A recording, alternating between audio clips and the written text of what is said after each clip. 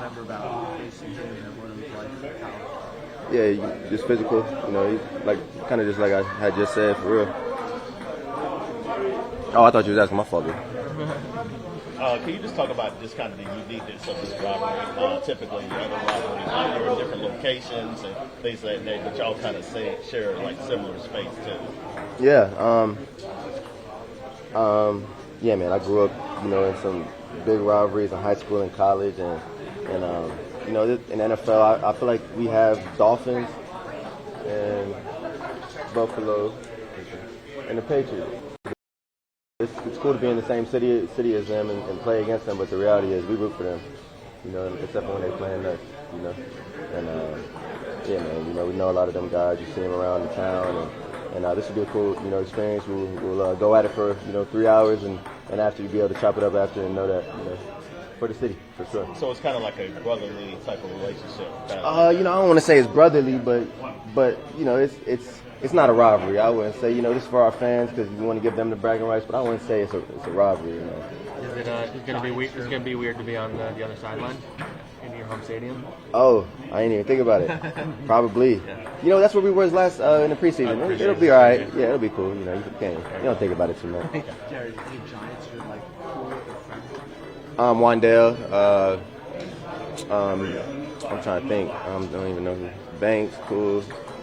I don't want to mess up and not say nobody. Me and Wandale trained in college together. Went to a lot of camps together growing up. In high school, when you're getting recruited, you kind of end up at the same things. I'm trying to remember. I feel like Lawrence Cager. I know it's more, but I'm leaving some on the table. But yeah, man, they got a good group of guys, and it's cool to play against your dogs. It's always cool. So. How much emphasis have you guys put since the bye on fixing with your problems on like third downs and red zone? Yeah. That's been a big talking point this week. Yeah, it all starts on first and second down, and we know that third down has been a problem for us. So we've been attacking how to put ourselves in a better situation on first and second. We've been in a lot of tough situations that any team in the NFL would be, towards the bottom of the league if you're trying to convert third and 11s, third and 10s. So, yeah, man, that's what we were focused on, how we can get away from the self-inflicted wounds and make sure that we're not in those third and longs, so that we can convert at a higher clip. How was the basketball game the other night? It was great, except for they lost. It was good though, man. It was good vibes. First game, I'll probably go to a few this year, so I'm excited, man. I feel like they got a good team, and excited to see how it shakes up. So now you're a Knicks guy? Yeah, I've always been one, man. I've been one for a while, since I was 12. I don't know, ever since when they made the playoffs. I think that was 2008 they made the playoffs. Smartest guy in my head.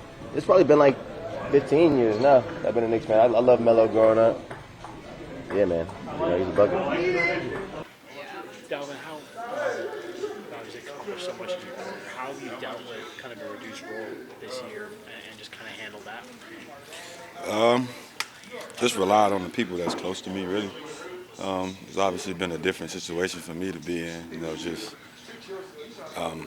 like you said, coming from where I come from, just being productive in this league and, not getting this, many touches and stuff like that.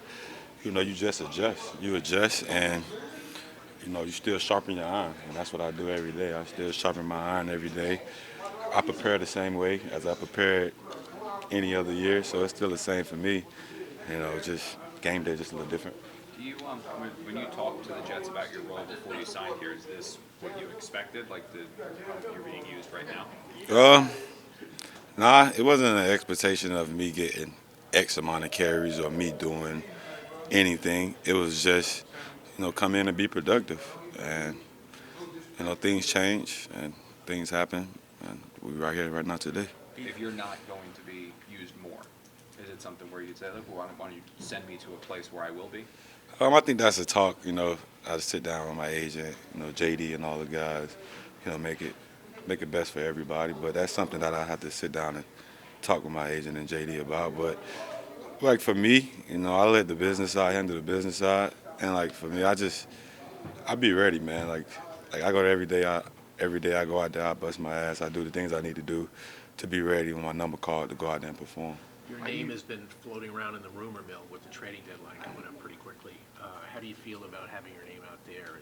Is that something you would would seek? I mean, you probably never had that before. Your name being bandied about as a possible trade. How do you feel about that? Yeah, it's a different scenario for me. Like I said, it's all different for me.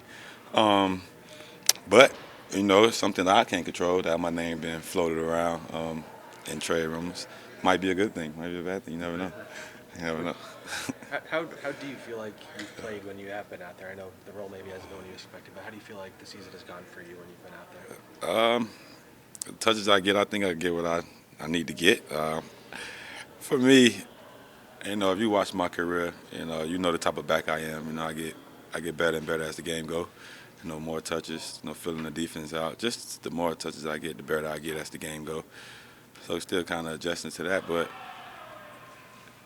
with the carries I get, I do what I can. I try to be explosive, situational. I try to do what the team need to be done, and that's where we at. Do you feel you're the same guy, the same back that you were, the guy who rushed for 4 straight 1,000-yard runs? Yeah, what's different? Less touches. That's it. But your average is lower too. Like you're like 2 point something. Does that play into not getting it a lot? Yeah, Because obviously. you have to Gotta be get some momentum going. Gotta get. Your average would be down. You leave a game with 3 carries. So this is a new world for you. Yeah, it is. It's something that I'm adjusting to. But how I was raised up, man, I don't run from situations. I bow up and I just get better, man. Like I said, I'm sharpening my iron every day.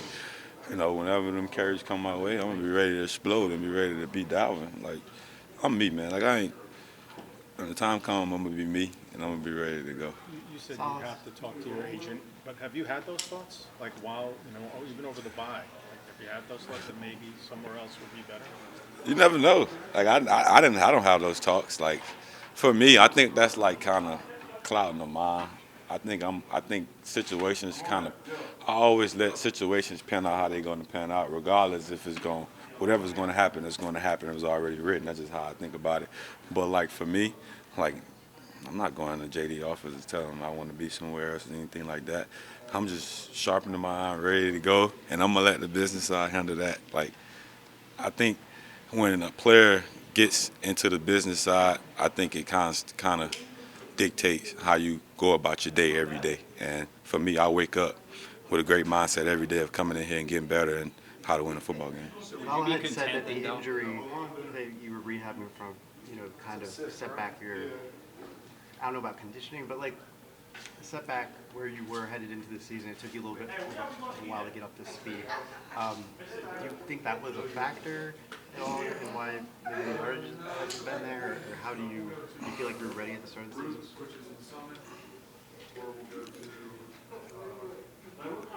That, you're a great answer, man. Like, you wouldn't know if I was in shape or not. How would you know? You would never know. Like, and that's what it all comes down to. I don't think that dictated anything of me getting the ball or anything. I don't think that dictated anything because you would have never known because I never got in a position to show if I was not ready or out of shape or anything. So I don't think so. There was a thought in August, Dalvin, right? There was a thought that Brees might need a while to get back from his injury, and that might be an opening for you at the beginning of the season.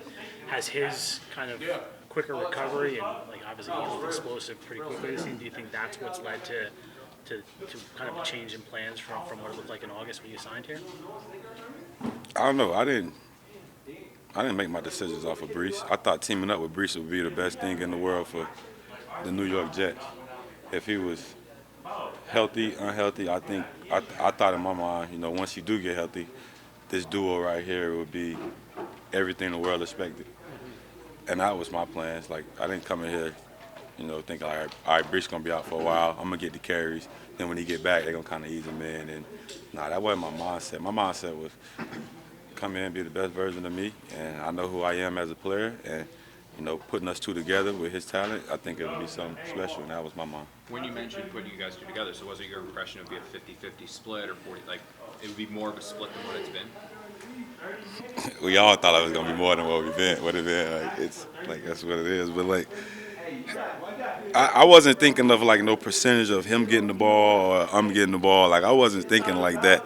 I just thought like what I'm saying, like touches will get spread around, and that's what it is. And then a quick follow-up, we keep talking about the trade, like would you ask for a trade? Are you content then being used the way that you're used right now?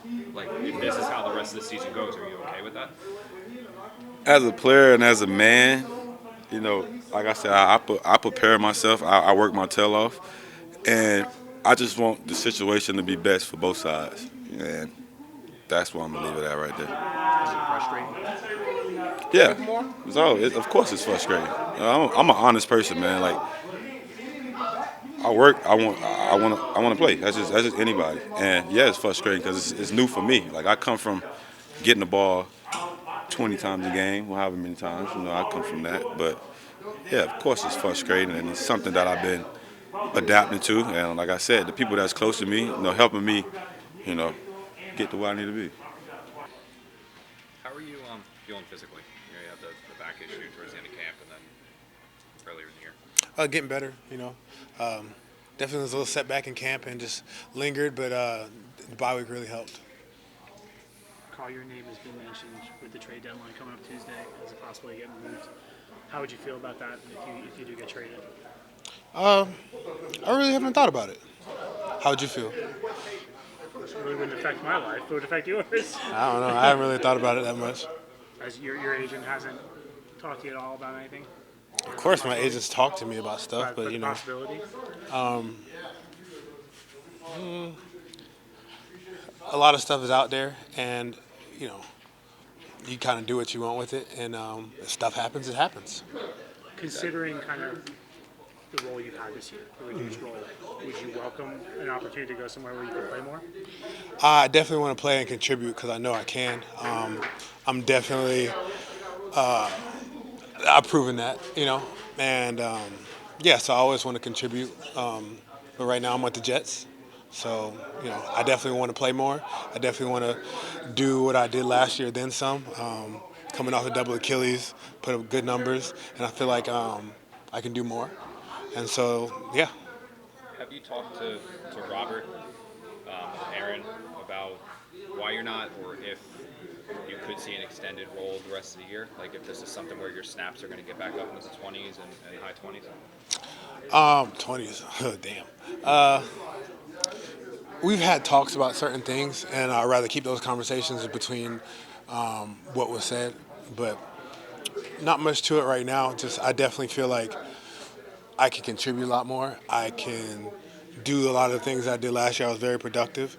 I think I was top 10 on third downs pressures last year. I put up 7 sacks off a double Achilles last year, and I feel like I could definitely contribute more, and I'm that type of player, and I know what I can do. So, yeah, I definitely want – any football player wants to contribute more. Any football player wants to have all the snaps. But currently that's not the case, and I'm going to continue to work and get better each and every single day. Why do you think you haven't been playing? A lot of things that go into it, and I very much so don't really want to get into those type of things, but I do believe I am capable of a lot of different things on the field and able to produce at a very, very high level. And unlike most athletes, I know how to, coming off an injury, I know how to get my body back to being more explosive. I know how to get my body to recover from anything. And as I age, I'm not one of those people that's going to drop off. I'm actually going to get better because I've done it my whole career and I just know how to do those things. It was unfortunate that I did have the injury in camp, but I know what type of person I am. I know what type of player I am, and I know that my arrow is always trending up, no matter what the situation is. So yeah, that's kind of where my head is at. When did you feel like there's a pathway to getting that opportunity here the rest of the season? There's a pathway to anything. Anything's possible. So. I feel like there's a realistic pathway. Well, when I say anything's possible, anything's realistic, right? When you've spoken, whether it was towards the end of last year, early this year, about wanting to stay with the Jets, that was a priority for you, but obviously playing goes part of that when you redid your contract, all that stuff.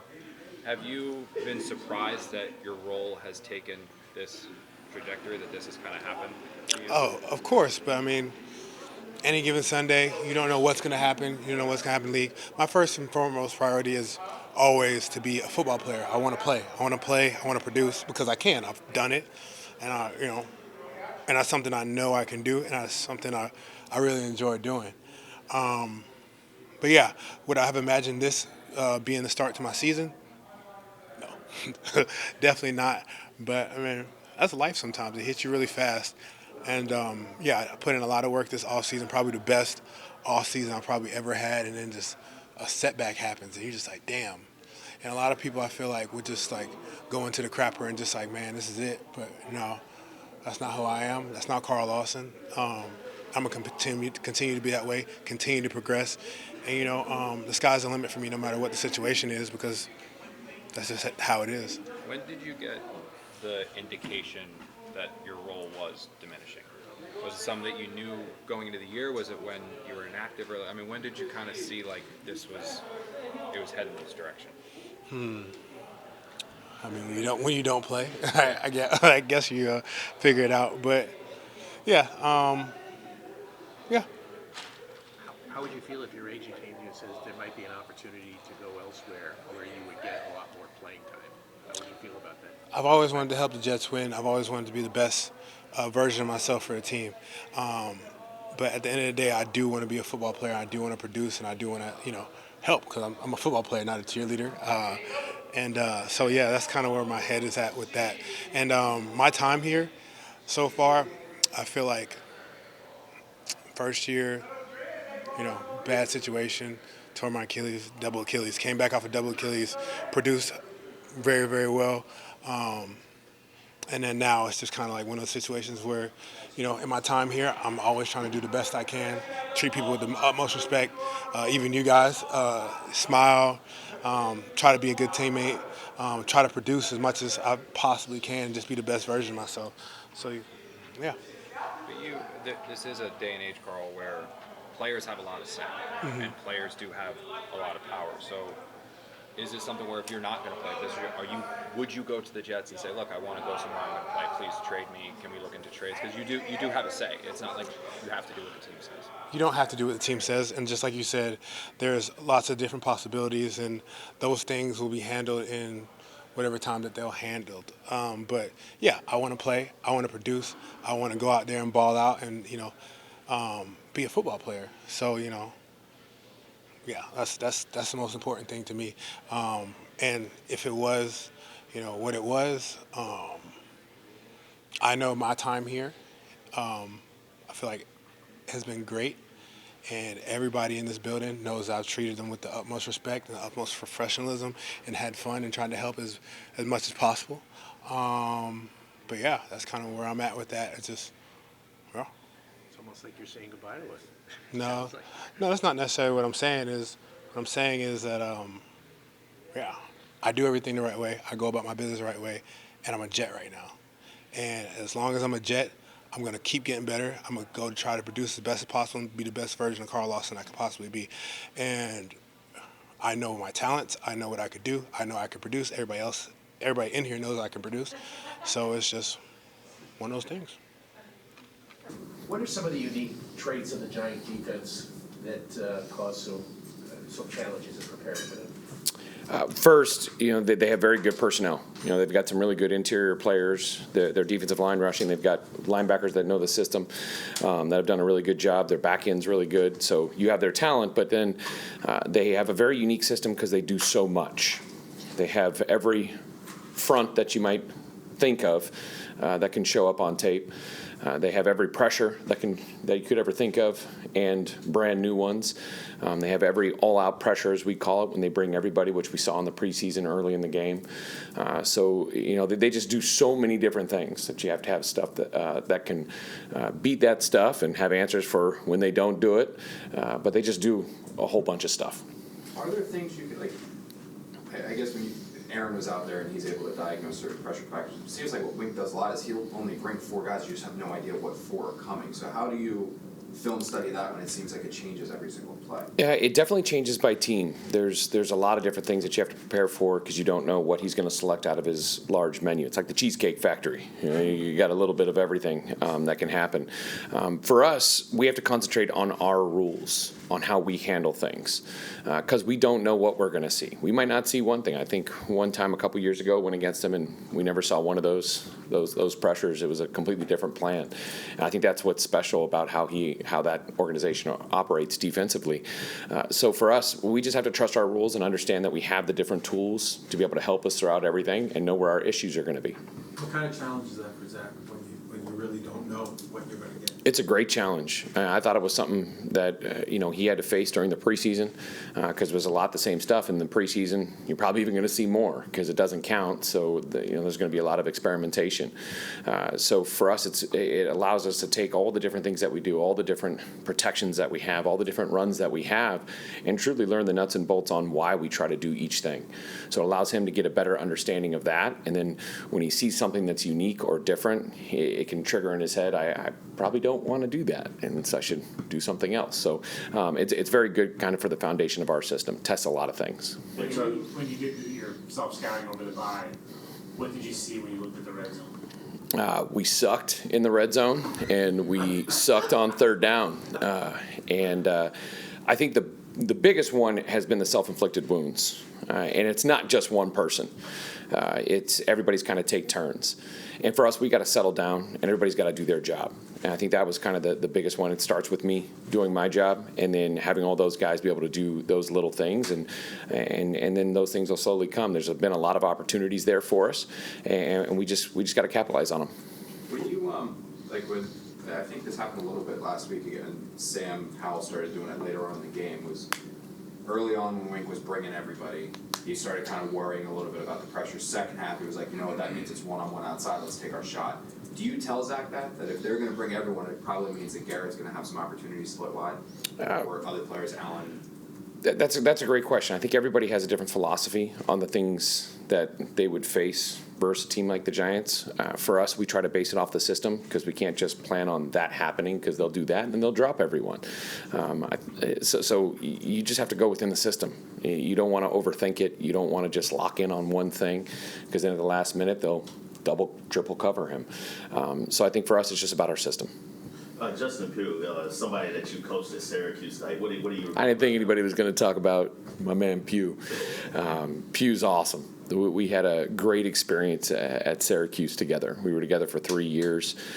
We had a really great offense there and loved every minute of it. He was a huge part of that, playing left tackle for us. And I love that guy. I loved his introduction. Straight off the couch too. It just shows that the good thing about him is he's a baller. He didn't care. He didn't care what happens. He's going to go out there and he's going to play hard.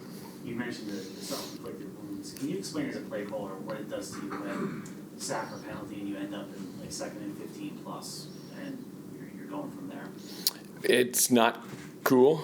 It doesn't feel great when those things happen, but it's like in basketball. Basketball season just started, pretty jacked up about that, but you just got to keep shooting. For us, we have a plan for all those situations, and we just have to keep calling it, and we all have to do our job.